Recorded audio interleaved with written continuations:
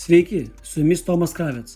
Šiandien turime intriguojančią temą, kuri jūs nustebins ir privers pasirūpinti savo sveikata. Išnagrinėsime 10 faktų apie žmogaus žarnyną ir pasidalysime vertingais patarimais, kaip jį pagerinti savo mitybą įtraukiant šviežius maisto produktus. Jei dar nesate įsigiję mano abiejų knygų, rekomenduoju tai padaryti dabar.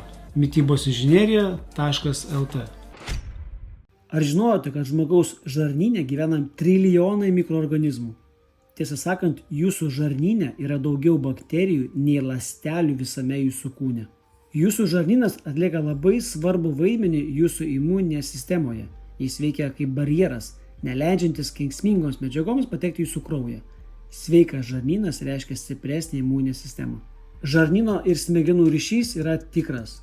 Jūsų žarnynas per klajoklį nervą bendrauja su smegenimis, veikia jūsų nuotaiką ir neturi įtakos tokioms ligoms kaip nerimas ir depresija. Jūsų žarnynas gali būti toks pats unikalus kaip pirštų antspaudai. Jūsų žarnyno mikrobiomo sudėtį lemia tokie veiksniai kaip mityba, genetika ir net vieta, kurioje gyvenate. Nesveikas maistas gali suardyti jūsų žarnyną. Perdirbtas maistas ir cukraus perteklius gali sutrikdyti naudingųjų bakterijų pusiausvyrą ir sukelti virškinimo problemų. Dabar aptarkime keletą patarimų, kaip pagerinti žarnyno sveikatą. Patarimas numeris 1.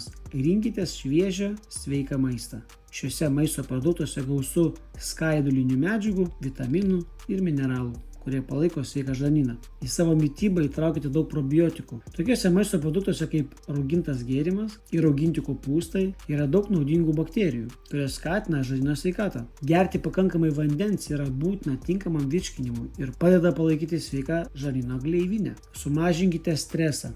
Lėtinis stresas gali neigiamai paveikti jūsų žarnyną.